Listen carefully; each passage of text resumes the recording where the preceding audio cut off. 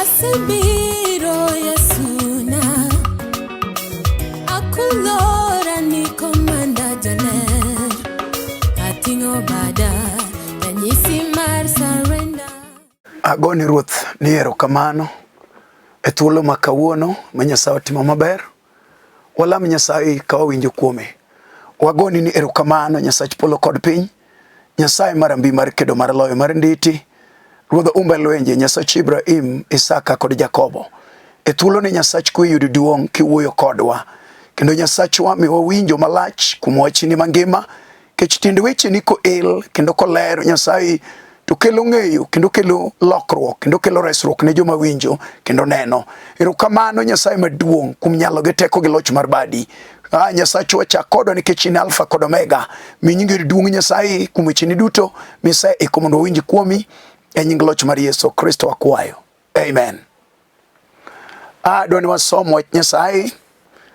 Wach mwabiro somo biro wuok e Nahum achiel matindo 10 kod 1 kod 12. Kitabu mar Nahum achiel matindo 10 kod 1 nyaka 12. Wacho niya, ng'ato nitie mosewuok kuomu maparo gima rach kuom Jehova, maparo gima chach. Jehova owacho kama, kata gitek mogik chuth, ma ging'eny bende. Kata kamano, to nong'adgi piny, mi ginilal nono, kata obedo ni osesandi, to ok nosandi kendo. Amen. Nyasachwa gi ng'wono ne otimono maber mondo wawinj kuome. Kendo wach masomo mar Nahum wuoyo kuom janabi Nahum, jal mane Roho Maler oelo ne fwenyruok matut mane otero ni Nineve. Mawacho ni Nyasaye nofwenyo weche moko matiendgi tek ahinya. Aeto penjo janabi ni penjna jo Nineve ni ang'o ma giparo kuoma. Wach no tera e thuon wach yie madwani wawinji ni kata ging'eny kata gitek. Kata ging'eny kata gitek. Mane thoro mar wach. Ang'o ma jo Nineve paro kuom Jehova. Nyasaye bang' kane oseoro Jona e piny Nineve, jo Nineve nolokore. To eka chien bang'e jo Nineve ochako dok chien. Ma giweyo lamo Nyasaye kendo giweyo luwo chike gi buche mag Jehova. Wachno nomiyo Jehova oro Nahum ni penjna jo Nineve ni to en ang'o ma giparo kuoma. En ang'o momiyo giseweya, ok gidwara kata ok gilama an Nyasaye. To wachni nomiyo Nyasaye okone jo Nineve ni an Jehova, an Nyasaye machulo kuor. An Nyasaye makelo masira ni jogo modagi winja kendo dagi luwo yorena kendo odagi mako buchena. Nyasaye kawuoyo gi dho Nahum to wacho ni an e Nyasaye moloso yore kalausi. Nyasaye moloso yore boche.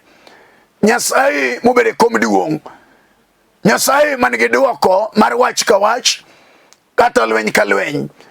Nyasaye mung'eyo weche te chakruokgi nyaka gikone. Nyasaye ma onge gimopondo kuome. To wachni omiyo Jehova owuoyo kod Nahum ni wachne jo Nineve. Mago joma Nyasaye ne dwaro mondo adier osiki kendo wuothe wachne. Aeto gimi nyinge duong' kaka en Nyasaye. To oyudore ni duong' mar Nyasaye moromo gi Nyasaye ne ok omiyogi. Kendo jo Nineve ne ok omiyo duong' moromo kode. Wachno nomiyo Nyasaye openjore na diera kata jo Nineve ok dwa luwo yorena, kata jo Nineve ok dwa rito buchena, kata jo Nineve ok dwa winjo duonda. To wach mayudo en ni an kod gi penjo achiel ni be ging'eyo jal machulo kuor. Be ging'eyo Nyasaye ma jaolo mirimbe ka joge oloko ne ng'eye kata weye. To be ging'eyo Nyasaye maloso yore e kor kalausi. Nyasaye maloso yore e kalausi yamo mara ukayamo. Nyasaye maringo e kor boche. Oloso yore ne boche. Nyasaye mari nyiseche. To my wach ma Nyasaye uketo ni kata ging'anyo kata gitek. To Nyasaye okelo wach modwa no nyago joma ng'anyo gi joma tek. Wira wan gi ji matoke tek. Wan gi ji ma jong'anyo kata jong'ai kata josunga kata joma ok dew luoro Jehova. Kendo gidew mako chike kendo wuotho e yore mag Nyasaye. Aeto rito buchene bende girito. To Nyasaye en Nyasaye ma janyiego. Miyo Nyasaye ok mor ka duong'ne ipimo gi nyiseche moko kata duong'ne iporo gi nyiseche mamoko. Mano wach momiyo Nyasaye nowacho ni kata gidhialore kuom nyisechegi kata giwuotho e yore ma ok nyal kelo negi resruok kamano, ka gin gi paro ni mano nyalo kelo resruok, to penjo ni en ng'a mosekelo chach? En ng'a mosewilo wachne? En ng'a mosewe yor Jehova? En ng'a mosedagi buchene? En ng'a moseloko puonj mag Nyasaye? Kaka wasomo ni ng'ato moro osewuok motimo chach, ng'ato moro osewuok mobedo malawandu, ng'ato moro osewuok mapingo wach Jehova.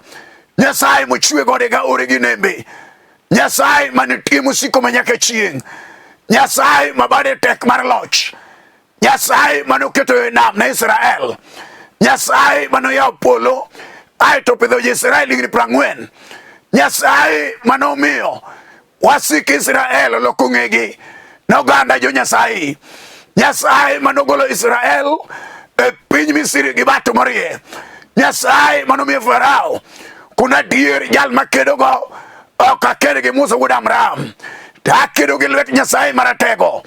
Miyo an bedhi ulam Nyasaye no to ulamna. Gikone Farao noting'o bade chieng'o nogo manoneno lweny mapek mar gik malich mane timore, mag masirni madongo dongo mag Jehova. Sama noneno onigi ranyisi ma Nyasach Musa ne time piny Misri. Diera wachno nomiyo Farao weyo Israel. Nyasaye mawuoyo kuome mane jo Nineve ong'anyone en Nyasaye manoketo yo kama ne yo onge. En Nyasaye manogolo Ibrahim Katera e dalagi mondo Ibrahim odhi olame. Mane Nyasaye monego yud duong', Nyasaye mochwe chieng' gi dwe kod sulwe. En Nyasaye mamiyo nam gi pige te mag nam ok nyal kalo tong'. En Nyasaye manorado gi mon nyaka gi chwo ndalo mag muma. Kod Nyasaye notimone gik madongo. Mane Nyasaye manochwe dhano kite aeto miyo dhano chik ni mondo lame omiye duong'. Mane Nyasaye monego yud duong' moganda mang'eny ok oseluoro. Mi adier jomoko osegeno kuom tekregi, jomoko osegeno kuom ngimagi, jomoko osegeno kuom sombgi, jomoko osegeno kuom mwandugi, jomoko osegeno riekogi. To mae wach momiyo ji mang'eny nong'anjo ne Jehova. Madier jomoko paro weche moko winjore gi Nyasachwa, ma jomoko donje weche moko mamono gi chike gi dwaro mag Nyasaye mar nyiseche. To tinende Nyasaye malich ketowa piny to penjo ni to en ng'a mosewuok, mosetimo chach, moseng'anyo, mosedagi Nyasaye mar ono mar loch, Nyasaye mar ratego mar maka, Nyasaye mar umbelonje mar yuoro, Nyasaye mar kedo, mar gony mar jomotwe, Nyasaye mabaro timo loch gi nyalo, Nyasaye mar kedo mar loch mowinjore yud duonge pak, Nyasaye mowinjore alama e kinde duto e weche te. To ema Nyasaye oro Nahum ni ter wach na oganda mag jo Nineve.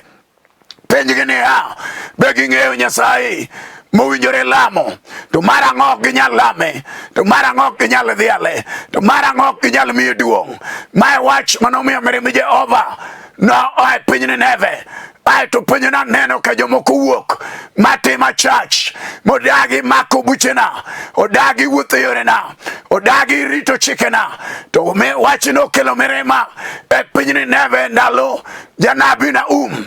To penjo ni to en ng'a mang'anjo made kwan ratege nyim Jehova, made kwanre joma ng'eny ma Nyasachwa ok nyal lelweny miyo ji mang'eny manoluoro Nyasaye nosandi kaneno masira, nosandi kaneno lwenje, nosandi kaneno chandruok.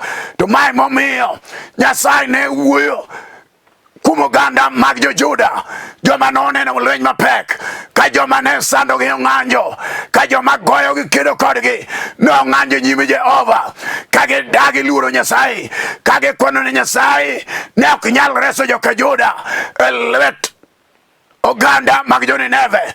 To mae momiyo Nyasaye penjo ni to en ng'a mawuok e chach, to en ng'a mawuok e dieru mang'anjo nyime Jehova, en ng'a ma ok unyal luora.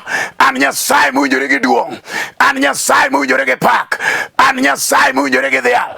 Mae momiyo Nyasaye ne wacho ni kata wasik Juda ging'eny kata gitek, to an Nyasaye abiro thinyora negi kuomena mar mirima. An arad kodgi e pap ataro ngala, narad kodgi e paw dura, narad kodgi e paw lweny, narad kodgi ratiro, narad kodgi naked kodgi. Duong' odogna mina jaler. Hallelujah. Wan gi ji mang'eny makalo weche ma samoro wasige thiano, wan gi ji mang'eny maneno lwenje ma samoro midhiero ni omako, wan gi ji maneno masira samoro yoro lorenegi, wan gi ji maywago dayo samoro ok ginyal neno kwe osi kata nonro ma kunde magi ae, wan gi ji ma wasigo seniano nenge magi kod yoregi ma josiende sando. To mae wach momiyo Nyasachwa oloso thuolo gi sani mondo nono rateke moting'o wigi made tame Nyasaye maduong', mondo ne jogo mang'eny made amalo made tam Nyasaye maduong', mondo tinene ne onegi e pap. To mae wach maro malero kelo ai mondo nying Nyasaye oyud duong' kuom wach manade mibiro yalo. Ok odewre ni kale ang'o, ok odewre ni neno ang'o, ok odewre wasiki wacho ang'o, ok odewre lweny chalo nade, ok odewre yamo kudho nade, ok odewre wasigu oloro wang'ayo, ok odewre yore gi tek ma ok nyal dhi nyime, ok olorore lweny chal kodi nade. Newira wan gi ji maneno masira, wan gi ji maneno lwenje, wan gi ji ma yoro lorenegi, wan gi ji ma geno lalnegi, wan gi ji ma kala chiedho nade, wan gi ji ma chamo pi wang'gi, wan gi ji mokuyo adiera, wan gi ji ma mor nolal e chunygi, wan gi ji mageno gi noselal, wan gi ji molornegi matek, wan gi ji motwe gi twech, wan gi ji mane jela, wan gi ji modekre orano, wan gi ji mageno lal e ngimagi. To mae momiyo Nyasaye wacho ni wasigi madiyogi, wasigi masandogi, wasigi momakogi, wasigi moloronegi, wasigi mathianonegi, wasigi magoyogi, wasigi masandogi. Jehova sea malo ne ng'ama pache biro yie, to wacho na ng'eyo Nyasaye jal ma bade tek baro timo loch, jal ma bade negi nyalo gi teko, jal marambi mar loyo mar kedo, jal ma ja ono mar warruok, gima tame onge. Hallelujah. Duonge pako dog ne Yesu, Nyasaye ma janyalo mar kedo, Nyasaye mar umbe lwenje mar kwe, Nyasaye ma bade timo chuma, Nyasaye monego yude duong' pile, Nyasaye moluoro wachne, Nyasaye moluoro nyinge, Nyasaye marito singerwoge, Nyasaye ma kowacho to timo, Nyasaye ma pok oloyo lweny, Nyasaye ma bado timo chuma. Wachna puro gi wach manotimore ndalo Daudi ke Jesse, kinde nogo mane Goliath nowuok e paw lweny kothiano n'oganda jo Nyasaye, koyanyo jolweny mag Israel, oketho weche mag singruok mag Jehova. Chieng'o nogo ng'ama ne nyalo chome notamore, ng'ama ne nyalo kedo gi Goliath ne onge.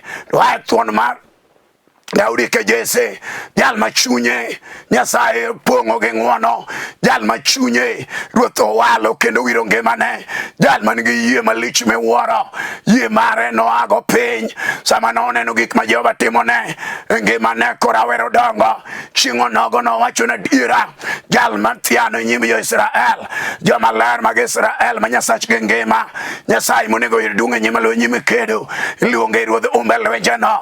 Chieng' onogo Daudi ke Jesse nowuok e pap athiaya, aeto chomo Goliath e ter, kone jal ma ok otere nyangeni, enowacho ang'o e nyim Jehova, enowacho ang'o e nyim joma ler, enowacho ang'o e nyim Nyasach Israel. Chieng' onogo lweny na owiro ka Daudi ke Jesse okawo yie marang'ongo, ting'o loch e lwete, na onindo go Goliath piny. Sama ne ji paro ni Goliath en jalweny marambi, jalweny mosego lweny modari ma onge ng'ama nyalo loye, Nyasaye nodonjo i Daudi kuom yie matin mane en go, kidi mane okawo achiel kende ema nogogo Goliath. Chieng' onogo Goliath nonindo piny e rembe, nong'ad ng'ute ratiro, mauma ng'ongo nowuok e Israel. Jal maler kuome kata wasigu obedo matek manyalo tamo wang'e, kata wasiki obedo matek ma ok inyal kedo go, kata wasiki ng'eny ma kitieko ma moro donjo kiweri gi ma moro amalo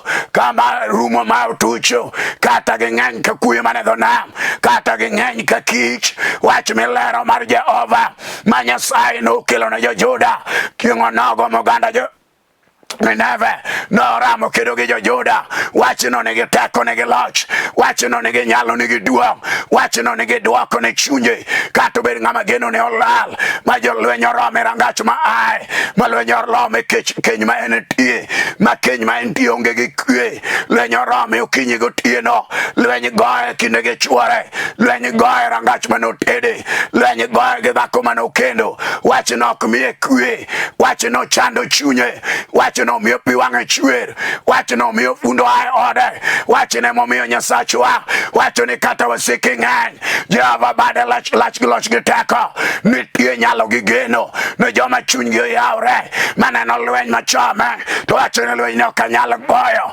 gi tekra gi riekona, ok anyal chome gi rang'era. Adwana manye teko mar joteko en Jehova, nyalo mar jonyalo en Nyasaye malich miwuoro, duonge pako dogna mina.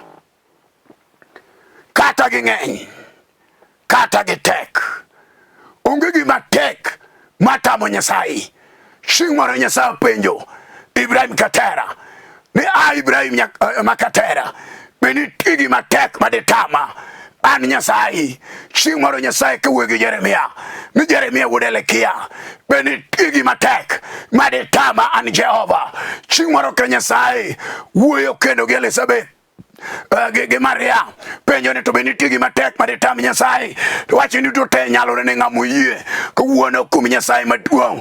Kata wasiki ng'eny, kata nyuolo ramo ka chodo lwetgi, kata weche ok dhini maber, kata lwenjo romo ngimani, kata yoro dinore ni, kata gik moko lorore. Wach milero kawuono ni nigi teko, nigi loch. Wach Nyasaye ngima kendo tiyo, wach Nyasaye nigi nyalo, wach Nyasaye nigi dwoko, wach Nyasaye nigi raya, wach Nyasaye biro go ng'ato jek, kata wasigu nonyoni karora midong' e lo kiramo e nindo piny, mageno lal moro rumo, idong' kilao diedo, idong' nyamasi moro ni olal. Wach milero kawuono ni wach Nyasaye marambi mar teko manodonjo kuom Nahum, wach manotero ne jo-Nineve ni kata ng'ato osewuok matimo machach ma ok dwar mondo winji wach Nyasaye, ma ok dwar winjo dwonde Jehova, ma ok dwar luwo buchene, to Nyasaye wacho niya, kata gitek jotekogo, kata ging'eny jogo wasikugo, kawuono ni an Jehova asewuok e pap ratiro mondo aked gi joma kedo gi jo-Juda, mondo aler gi joma lero gi jo-Juda, mondo ago wasik jo-Juda. Niwera giseyuakna an Nyasaye, agone Ruoth erokamano. En ang'o matek? En wach mane minene ngimani? En wach mane ma ikwi? En wach mane mamiyo gigi ok dhi maber? En wach mane mamiyo lwenyo sike rangach? En wach mane mamiyo ji lawre okinyi gotieno? En wach mane mamiyo sasia timore gimoro amora mitimo?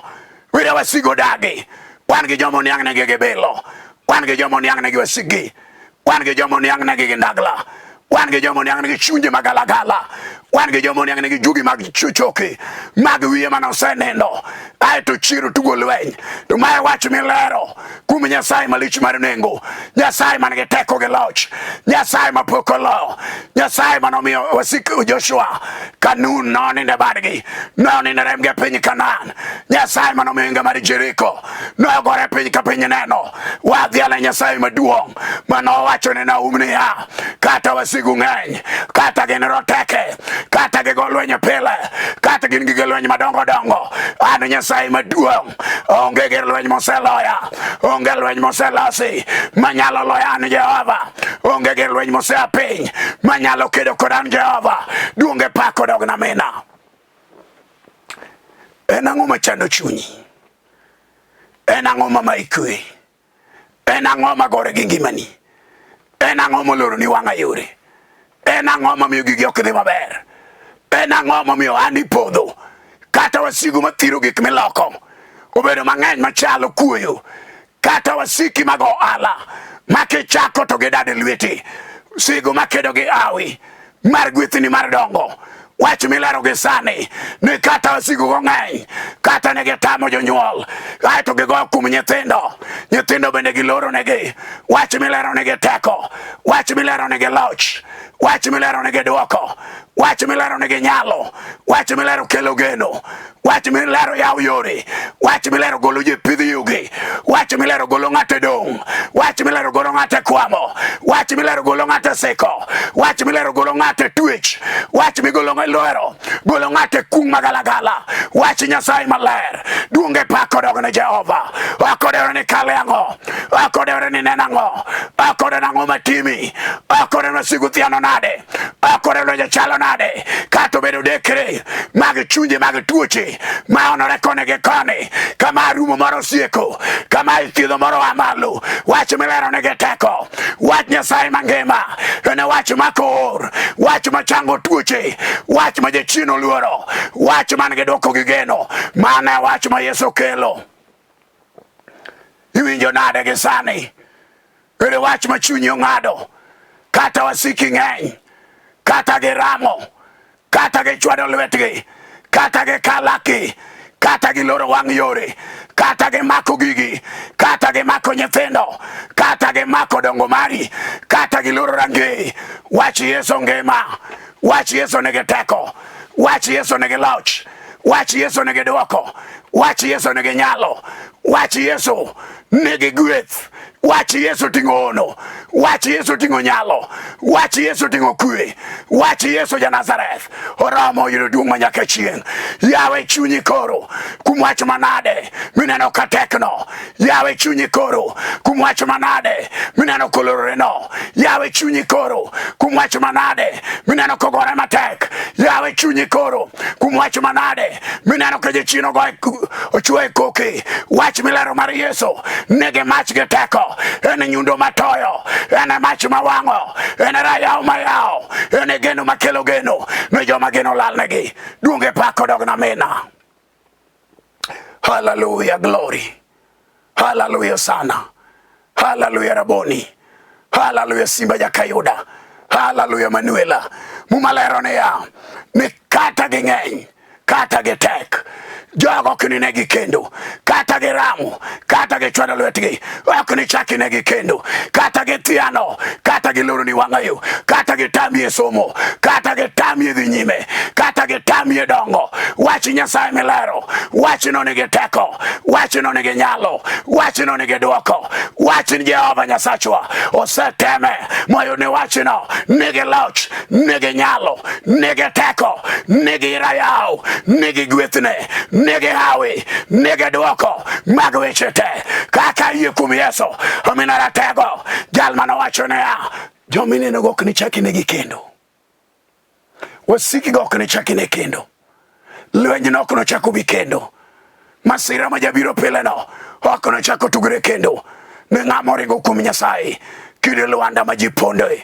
Yesu reso kut kod okumba, Yesu geno jateko maler, Nyasaye marambi mar maka mar umelwenje, Nyasaye mapokolo machwere manyaka chieng', Nyasaye mabado timo chuma, Nyasaye mar geno mar warruok, Nyasaye machiro joma tho, Nyasaye manolimo Jairo.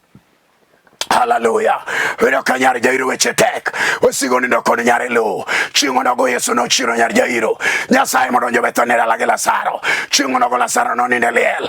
Nyasaye no chiro Lazaro. Agone Nyasaye ne erokamano. Odonjo piny Jeriko. Oyudo dichuo. Batimeo makatimeo. Jal ma jochino loro wang'e. Chieng'o nogo Yesu no ya wang'e. Aluoro Yesu jal modonjo na in. Oyudo dhako chaki ko nyathine. Kidhi iko geno rumo. Yesu no ja Nazareth. No chiero nyathine.